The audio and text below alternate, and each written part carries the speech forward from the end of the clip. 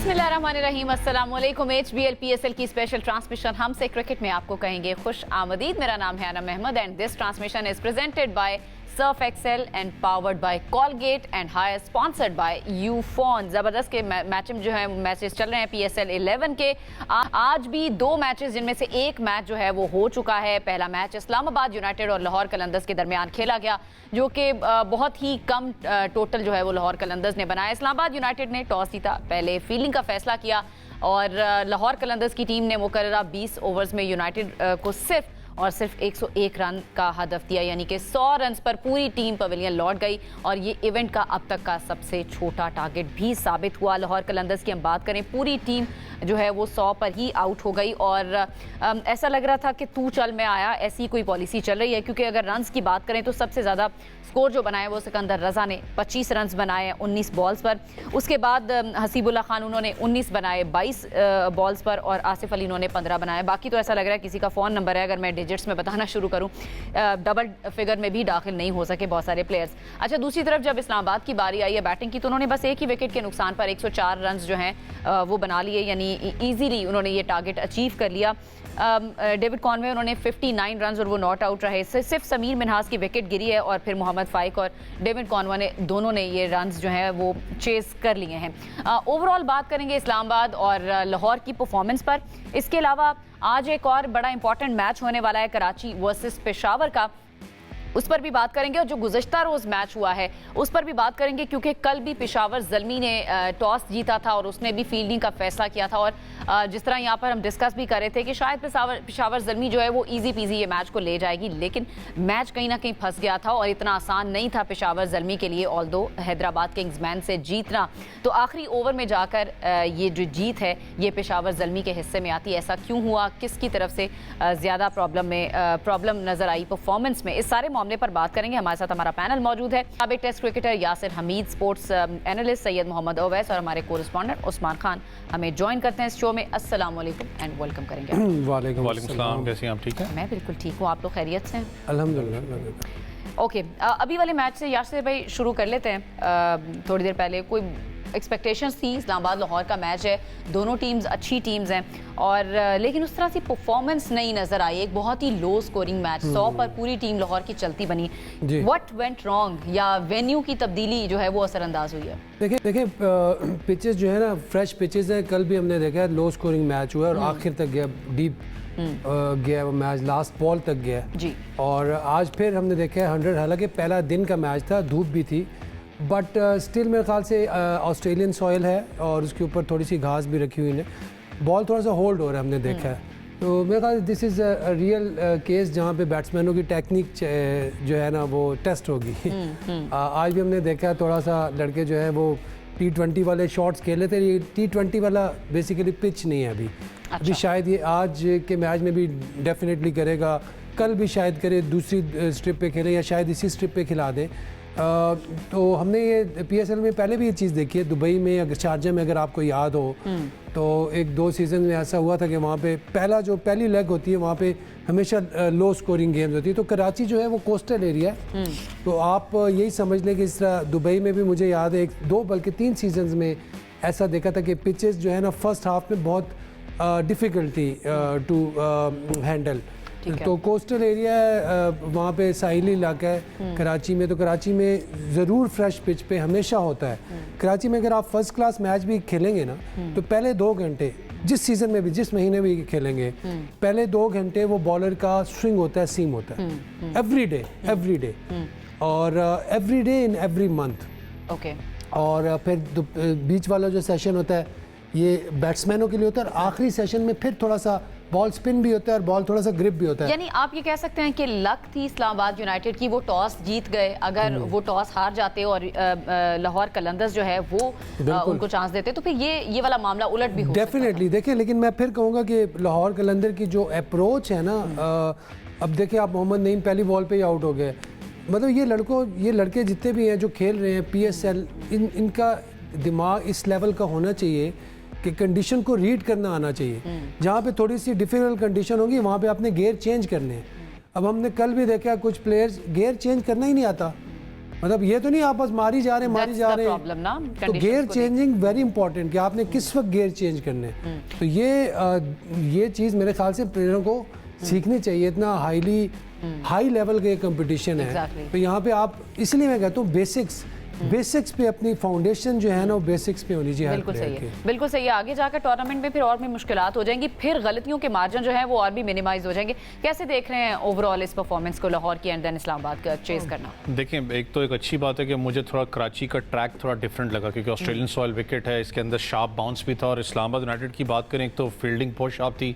शताब खान का चाहे कैच की बात करें, उनके सारे फील्डिंग के अंदर 95% मार्क्स आप उनको आज देते हो। फिर उनके जो हिट द डेक हार्ड की बात करते हो, शॉर्ट ऑफ द लेंथ की बात करते हो, उनके बॉलर्स ने बहुत अच्छा यूटिलाइज किया। खास करके स्पिनर्स की बात करें, इनिशियली आप देखें इमाद वसीम ने बहुत ज़बरदस्त एक प्रेशर बनाया था। इमाद ने 4 ओवर में सिर्फ 13 रन दिए, 2 खिलाड़ियों को आउट किया। उसने इनिशियली बहुत अच्छा प्रेशर बना के रखा है। फिर अब्दुल्ला शफीक का जो कैच उन्होंने पकड़ा, उस पर भी प्रेशर आया।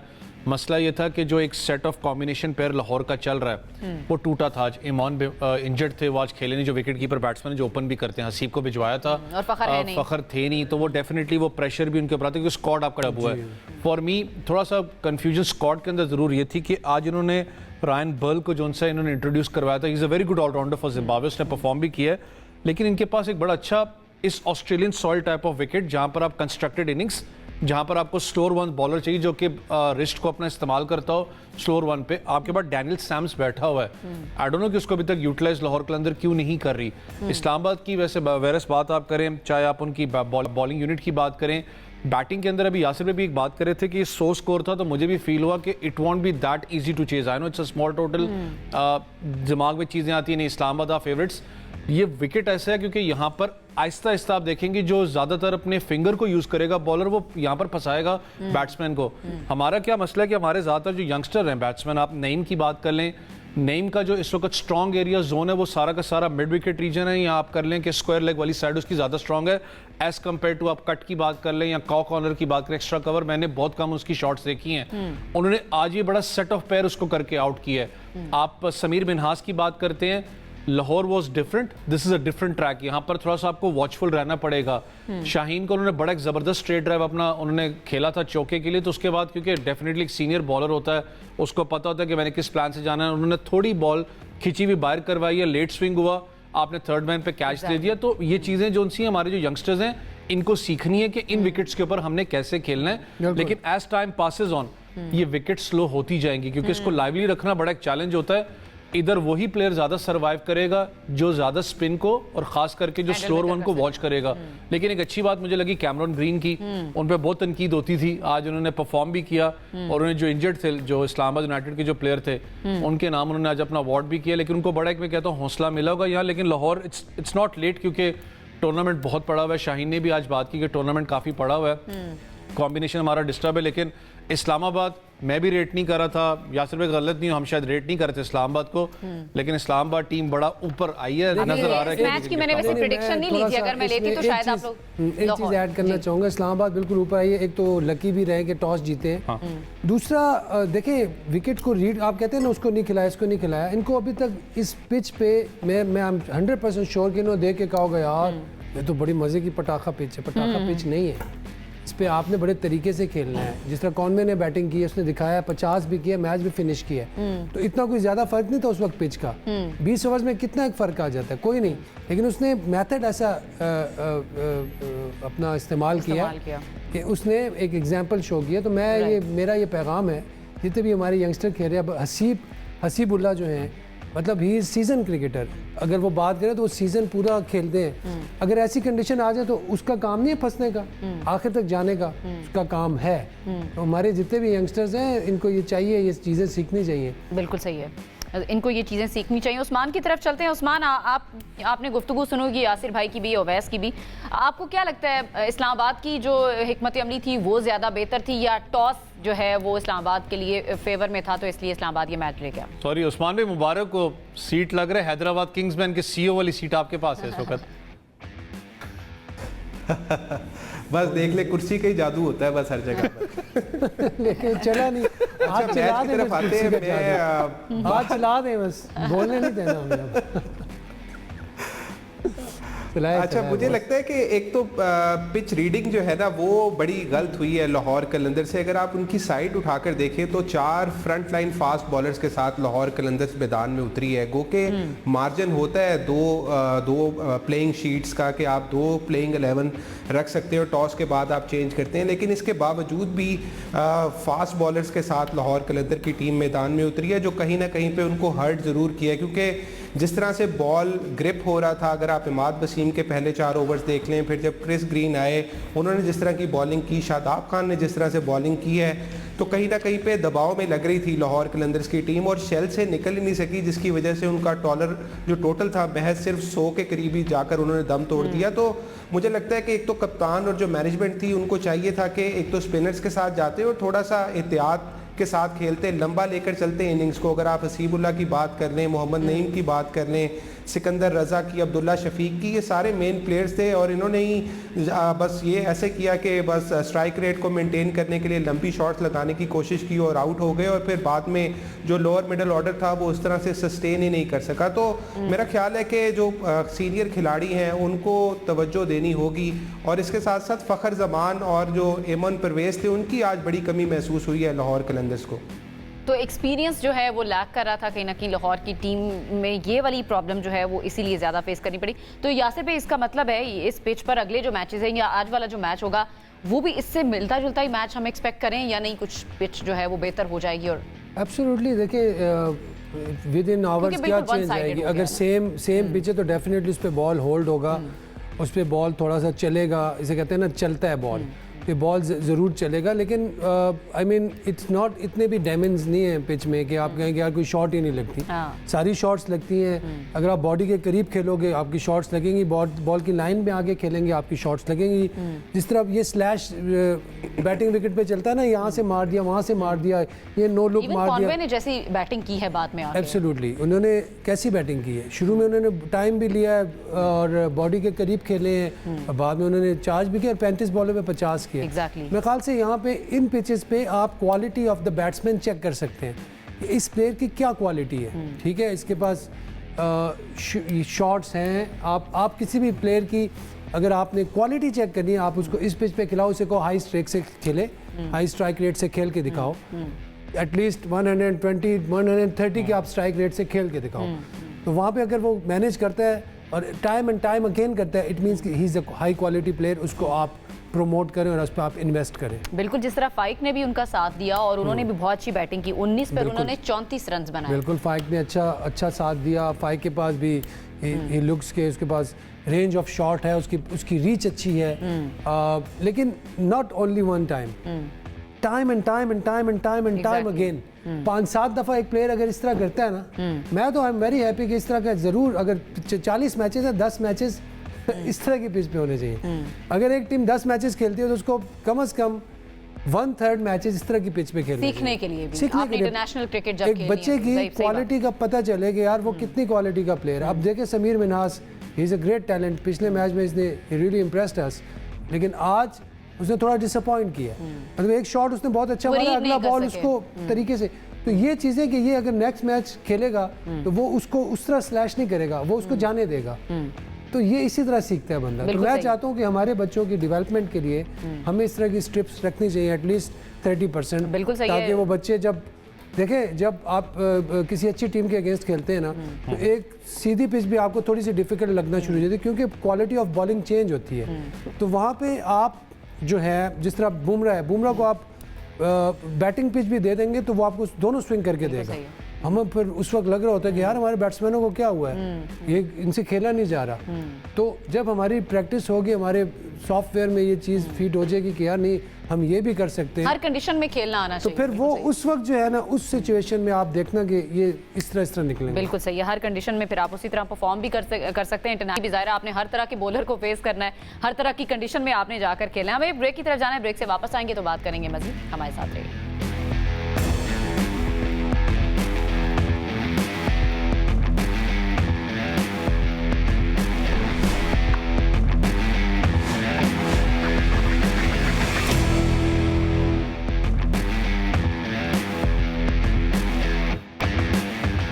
ऑलराइट जी, ब्रेक के बाद आपको कहेंगे खुश आमदीद। अब ये सारे मैचेस जो चल रहे हैं इसमें पॉइंट्स टेबल की क्या सूरत हाल है उस पर भी बात करना ज़रूरी है। ज़रा जायज़ा लेते हैं। पॉइंट्स टेबल पर सबसे टॉप पोजीशन है इस वक्त मुल्तान सुल्तान्स की। उन्होंने 5 मैचेस खेले हैं जिसमें से 4 जीते हैं और 1 मैच हारा है और 8 पॉइंट्स हैं मुल्तान सुल्तान्स के। कराची किंग्स 3 मैचेस खेले और तीनों ही जीते, 6 पॉइंट्स कराची किंग्स के हैं। फिर पेशावर ज़ल्मी ने 3 मैचेस खेले हैं, 2 जीते हैं और 5 पॉइंट्स पेशावर ज़ल्मी के भी हैं, क्योंकि पेशावर ज़ल्मी का भी एक मैच इस्लामाबाद के साथ बारिश की नज़र हुआ था। फिर 5वां नंबर लाहौर कलंदर्स का है जिनके 4 पॉइंट्स है। कोयटा ग्लैडिएटर्स 6ठे नंबर पर है 2 पॉइंट्स के साथ। हैदराबाद और पिंडी का कोई पॉइंट नहीं है, यानी 4-4 मैचेस अपने खेल चुके हैं और कोई भी मैच अभी तक जीतने में कामयाब नहीं हो सके हैं। क्या फ्यूचर लग रहा है आपको ये बॉटम की दोनों टीम्स का? क्योंकि हम रोज़ ये डिस्कस करते हैं और रोज़ ही ये मायूस कर देते हैं। लाइक कल हैदराबाद का मैच था और कुछ होप्स आपने भी दिखाई थी कि हम उम्मीद करें कि शायद वो कुछ कर जाएं, लेकिन नहीं हो पा रहा भाई उनसे। देखिए 4 अरब के करीब जो उनसे पैसे नीचे लगे हुए हैं पीएसएल में। 12 करोड़ के खिलाड़ी हैं, 1200 वाली परफॉर्मेंस भी नहीं। 13 करोड़ बल्कि 13 करोड़ का प्लेयर है। आज हमें सीईओ साहब भी ज्वाइन कर रहे हैं जो उधर बैठे हैं इस वक्त दूसरे स्टूडियो में। लेकिन जब आप देखें बात करते हैं, कल भी मैंने कहा था कि ख्वाहिश है कि हैदराबाद कुछ करे क्योंकि इट्स अ बिग टीम, एक पूरा एक इन्वेस्टमेंट भी है, प्लेयर्स आप लेके आते हैं, लेकिन वही सूरत हाल है कि आपने सारे प्लेयर्स को टेस्ट किया हुआ है। आपके पास बेंच पे ऐसा कोई प्लेयर मौजूद नहीं जिसको आप कहना कि अगर ये परफॉर्म नहीं करा तो मेरे पास एक ऑप्शन मौजूद है। इनके पास कल भी एक चीज़ तो मुझे दाद देनी पड़ेगी, खास करके हुनैन की बात करूं और अली के जो आखिरी के ओवर्स थे बड़े ज़बरदस्त करवाए। हुनैन की स्पेसिफिकली बात करें, बड़ा एक वो क्योंकि हार्ट ब्रेक भी था, यंगस्टर है, उसने बड़ा एक दमखम दिया। लेकिन शायद हैदराबाद ने कल तैयारी की थी नहीद राना की, लेकिन out of the syllabus Iftikhar आ गया बीच में। उसने जो 4 खिलाड़ी ऊपर से आउट किए हैं। बॉल क्योंकि कल ग्रिप भी हो रहा था, कल जिस तरीके से सरफेस को यूटिलाइज किया, अगर आप देखें तो उन्होंने ज़्यादातर विकेट टू विकेट को ही स्टिक अराउंड किया और इफ्तिखार कल बड़े आपको एग्रेसिव भी नजर आए हैं। मैं आज भी फील करता हूँ कि जो हमने अभी T20 वर्ल्ड कप खेला था, he was a brilliant choice in the middle order. इससे पहले जो वर्ल्ड कप आप खेल चुके हैं उसके अंदर इफ्तिखार नहीं आपके लिए परफॉर्म किया था। आई डोंट नो उसको ड्रॉप क्यों किया गया था। विद द बैट भी कल जब उन्होंने आके वो बाउंड्री क्लियर की, छक्का वो बड़ा जरूरी था उस वक्त प्रेशर सिचुएशन में, तो everything was working for Peshawar Zalmi. लेकिन जितना कल मैच फंस के पेशावर जीता तो it won't be easy for today Karachi के खिलाफ जब खेल रहे हो। बाबर आजम कल अच्छा लगा कि स्ट्रोक्स उन्होंने अच्छे कल खेले। लो स्कोरिंग मैचेस जो हैं वो कराची में हो रहे हैं। कल मैच जो हुआ था उसमें 146 रन बने, फिर आज जो मैच हुआ है उसमें सिर्फ महज 100 रन ही बने और आज टॉस जीता है कराची किंग्स ने और पेशावर ज़ल्मी जो है वो पहले बैटिंग करेगी, कराची पहले फील्डिंग करने वाली है। यासिर भाई, कराची पेशावर के मैच पे तो आएंगे, अभी हम जो बात कर रहे थे पेशावर और हैदराबाद किंग्स का जो कल मैच हुआ था, क्या आपको प्रॉब्लम लग रही है हैदराबाद किंग्स मैन की? अभी तो हम ये समझना शुरू कर दें कि ये आउट ऑफ द टूर्नामेंट है ये टीम्स। बिल्कुल, इसमें अब मुझे नहीं लगता इनके पास कुछ ज़्यादा लिवरेज है क्योंकि ऑलरेडी 4 मैचेस खेल चुके हैं, अभी तक कोई पॉइंट नहीं है। फिर उसके बाद रावलपिंडीज़ का भी यही हाल है, कोयटा ग्लैडिएटर भी मुश्किल में है।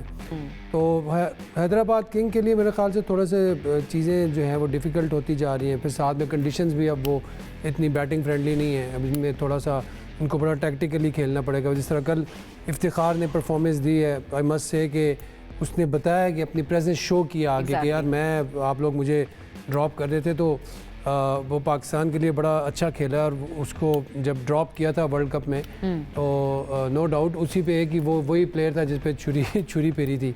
बाकी जो थे वो कुछ लोग सरवाइव कर गए थे, लेकिन वो अभी तक डोमेस्टिक खेलता आ रहा है और परफॉर्म भी कर रहा है। साबित किया वो गलत डिसीजन था उनको उस वक्त भी ड्रॉप कर। हाँ बिल्कुल, देखिए प्लेयर के पास यही होता है कि जब उसको ड्रॉप किया जाए, लेकिन वो जब वापस आए तो अपनी परफॉर्मेंस से बोले। तो परफॉर्मेंस जब बोलती है तो फिर लोग कहते हैं कि यार नहीं ये सही कर रहा है। तो गुड पॉजिटिव वे, उन्होंने बहुत अच्छा एक्सीलेंट कम बैक किया। और यू नो प्रोफेशनल, देखें जब आप एज ए प्रोफेशन आपको जब पे किया जाता है तो फिर आपके पास एक्सक्यूज़ नहीं होता, फिर यू हैव टू परफॉर्म। और फिर चाहे आप हैदराबाद किंग के लिए खेल रहे हैं या पेशावर ज़ल्मी के लिए खेल रहे हैं या आप कराची किंग के लिए खेल रहे हैं, आपने परफॉर्मेंस देनी है और you have to find that way to perform. ठीक है, और सक्सेस का भी कोई शॉर्टकट नहीं होता, उसके लिए भी आपको मेहनत करनी पड़ती है। तो ये सारी चीज़ें, ये सारी बेसिक्स हैं। ये जो सोच है ना, ये माइंड सेट, ये बेसिक्स होती हैं बेसिकली। ठीक है, और हमें इन चीज़ों पे, इस पे अनफॉर्चुनेटली हमारे बहुत से प्लेयरों की जो हमारे यंगस्टर्स हैं, इन पे काम करने की ज़रूरत है। उनको बताया जाए कि यार मुश्किल से किस तरह निकलते हैं। ठीक है, क्योंकि हम लोग मुश्किल में जब फंस जाते हैं फिर अपने रास्ते अलग कर लेते हैं। तो हमने भी जब क्रिकेट खेली है तो बहुत मुश्किलात थी शुरू में और बहुत मुश्किलात का सामना करके और हम फिर पाकिस्तान के लिए खेले और उस वक्त एक ही टीम होती थी। एक ही टीम होती थी और उसमें आना होता था। अभी तो 7 टीमें, आपकी 8 टीमें डोमेस्टिक और इसकी हैं, इसी से- PSL की हैं, आपकी शाहीन है, आपकी ये वाली लीग है, वो वाली लीग है, ये है वो है, माशाल्लाह माशाल्लाह। तो ये जो मैं कहता हूँ कि आपकी जो माइंड सेट है वेयर इज गॉन, कहाँ चला गया है? आप बताएं कहाँ गया है? मैं कह रहा हूँ कॉन्टेम्प्रेरी की तरफ जा रहे हैं और कॉन्टेम्प्रेरी भी सही नहीं कर पा रहे ना।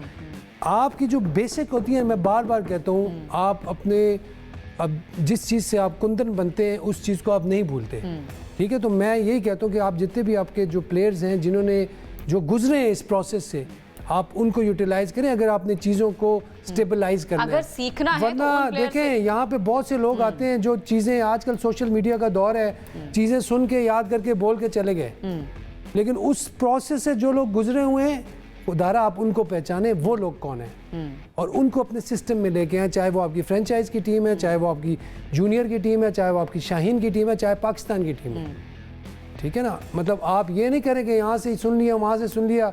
आजकल तो सोशल मीडिया का दौर है भाई, आजकल तो जितने नौसरबाज और जितने ड्रामेबाज हैं वही आगे जा रहे हैं और उन्हीं के अकाउंट्स चल रहे यासिर भाई जो हैं, एक- वही पैसा कमा रहे हैं। बिल्कुल सही है यासिर भाई वैसे। जो एक बात करें बिल्कुल उसमें- आपने सही बात की इसमें है। एक जो ऐड ऑन करना चाहूँ, अभी मैं समीर मिन्हास की बात है, कभी मैं सोशल मीडिया पे देख रहा था जब आप बात कर रहे थे समीर मिन्हास की, उसने अभी तक 3 इनिंग्स खेली हैं इस पाकिस्तान सुपर लीग के अंदर, 2 के अंदर उसने 50 की, एक में शायद 60 किया था। आज जो उसने एक इनिंग्स खेली, उसने जो एक ड्राइव भी अपना स्ट्रेट अपना उसने ड्राइव खेली थी अपना शाहीन को, तो लुक्ड कि यार हाँ he is a confident player. लेकिन मसला क्या है हमारा कि सोशल मीडिया के कुछ लोग जो चलाते हैं, अकाउंट्स चलाते हैं क्रिकेट पे, जो क्रिकेट पे जो बात करते हैं, अभी से रेट करना स्टार्ट हो गया with a big caption, one of the big things in Pakistan coming soon. आप उस बच्चे पे भी प्रेशर डाल रहे हो। Exactly. दूसरा, for me he is not ready for Pakistan. मुझे पता है बहुत से लोगों को बुरा लगेगा इस चीज़ पे, मैं किस सेंस में कह रहा हूँ। देखें, अभी उसने परफॉर्म किया है पाकिस्तान कंडीशंस के अंदर, उसने सीना कंडीशंस में परफॉर्म नहीं किया, जहाँ पर आपने नए बॉल को, जहाँ पर पेस पैट्री और खास करके बैकफुट पे जाके आपको बॉल जिस्म पे लेके मारना पड़ता है ना, बैक पंच, वहाँ पर अभी उसको अभी टेस्टेड मजीद नहीं पकने है, दें उनको, उसको टीम पकने में, दें। बिल्कुल सही बात हमारा क्या इशू है? It's not about him. मैं एक It's about आपकी बात anyone, ठीक मैं है, कह रहा मतलब हमें किसी की It's वो नहीं about करना any चाहिए। of player. हमें एक माइंडसेट जो कि एक इन जनरल, सही है। आपकी बात सही है, इसको इससे मर्ज कर सकते हैं कि हम इन जनरल एक ऐसा अपना हम वो बनाएं, हम अपनी एक मैकेनिज्म ऐसा मैकेनिज्म इस तरह बिल्कुल सही है। बनाएं, हमारा एक तरीकाकार इस तरह होना चाहिए कि इसकी बात ठीक है, बहुत जल्दी आप चीज़ों को वो ना Exactly. exploit मुझे ना ब्रेक की करें। तरफ जाना है। अब ब्रेक से वापस आते हैं, जिसको हम यहीं से कंटिन्यू करते हैं, और उस्मान की तरफ भी मुझे जाना है। कल जो प्रेस कॉन्फ्रेंस हुई थी, बाबर आजम से कुछ सवाल हुआ और कंपैरिजन ज़ाहिर है विराट कोहली के साथ उनका कर देते हैं, वो थोड़ा सा नाराज़ हो गए थे। उस्मान से मैं जानूंगी इस पर उनकी क्या राय है और बाबर किस वजह से नाराज़ हुए थे। एक ब्रेक के बाद।